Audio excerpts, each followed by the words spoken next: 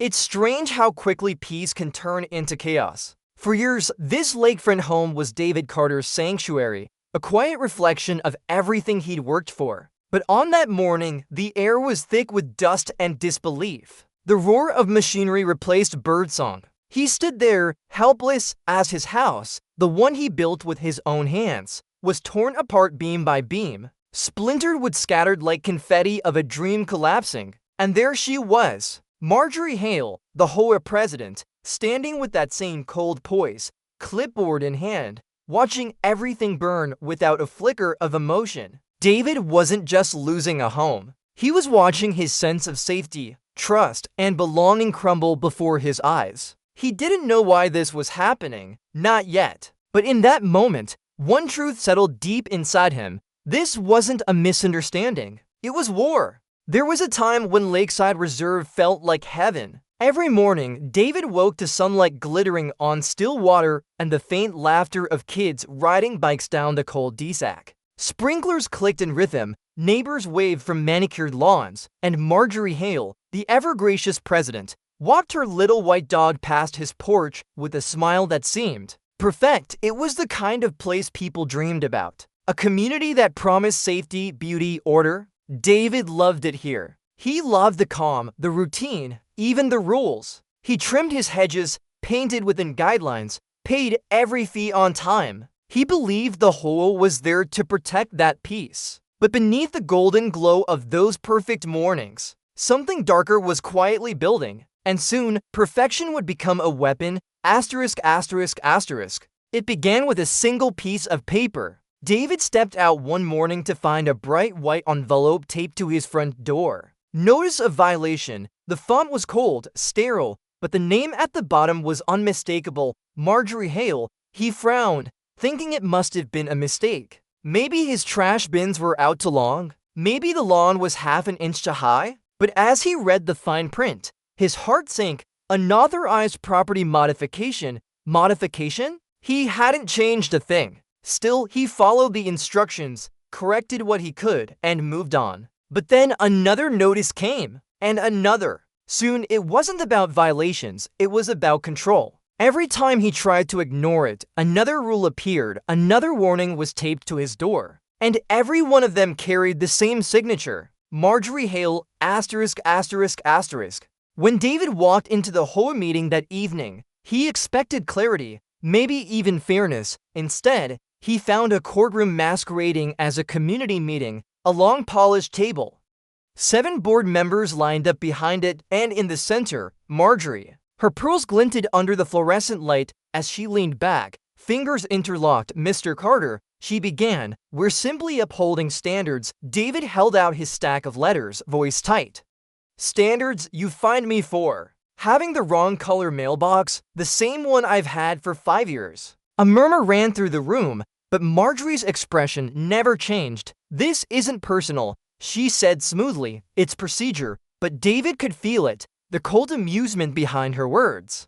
When he left that night, the air outside felt heavier, the kind of weight that comes when you realize the rules were never meant to protect you. They were meant to keep you quiet.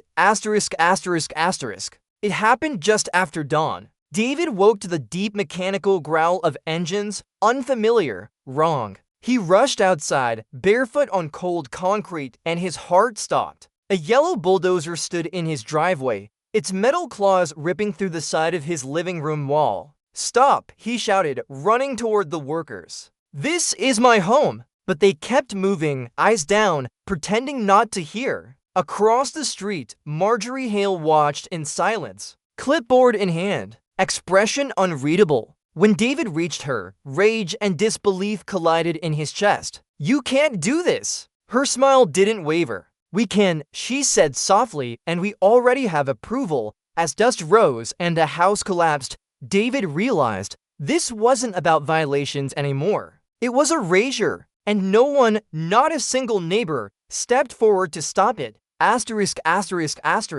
In the weeks that followed, David barely slept. His nights blurred into endless hours of scrolling through documents, public records, HOA filings. The same names kept appearing, board members approving their own reimbursements, Marjorie authorizing payments that never matched the books. He printed everything, spread it across his desk like a crime scene, emails, receipts, signatures, and then, one night, he found it, an email from Marjorie herself.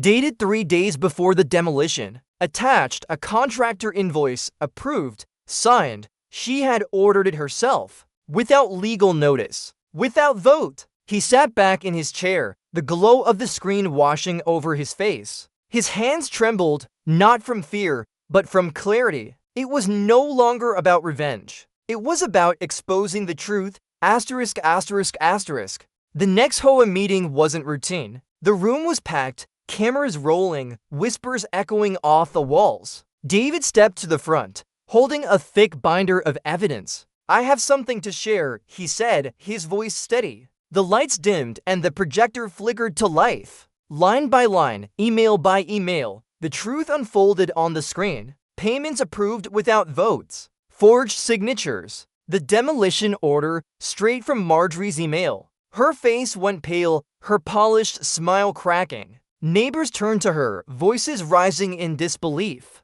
David didn't gloat. He didn't have to. He just looked at her and said, "You called this a community, but you treated it like your kingdom." The room erupted, and for the first time, Marjorie had no words. Asterisk, asterisk, asterisk. The case made headlines. David versus Lakeside Reserve HOA. In the courtroom, the truth could no longer hide behind newsletters and bylaws. Marjorie sat at the defense table, her cream blazer still immaculate, but her eyes hollow. The judge read through the evidence, every illegal payment, every falsified record, every abuse of power. When the gavel came down, it wasn't just a verdict, it was liberation. The board is dissolved. Restitution ordered. Ms. Hale, guilty of fraud. The sound echoed through the chamber like thunder rolling across the lake. David didn't smile. He just exhaled, the first real breath in months. Asterisk, asterisk, asterisk. The lake was quiet again.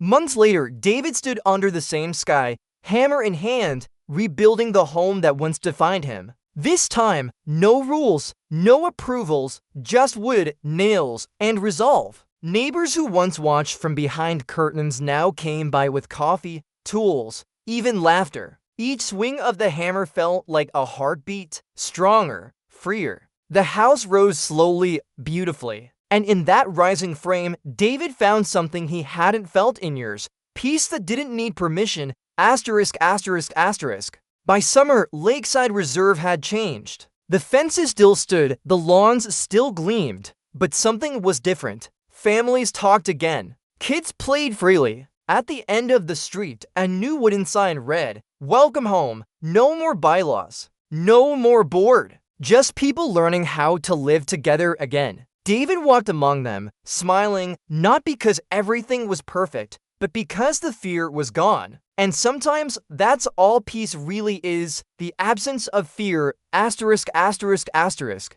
It was late when he found it. A plain envelope resting on his desk, no return address. He opened it slowly. Inside, a short note written in delicate cursive. "You think you've won, but some things can't be rebuilt." No signature, no clue. The candle flickered beside him as rain tapped against the window. David stared at the letter, the shadows stretching long across the floor. Marjorie was gone, but somehow her presence still lingered, like a storm that refuses to die quietly. Asterisk, asterisk, asterisk. Twilight fell over the lake. David stood on his rebuilt porch, arms resting on the railing, eyes fixed on the rippling water. The air was calm, the world finally still. Across the shore, the old HOA clubhouse sat empty, its windows dark, its power gone. He thought about everything he'd lost, and everything he'd reclaimed. Peace wasn't free. It came with scars, invisible but deep. He took one last breath of the lake air and whispered to himself,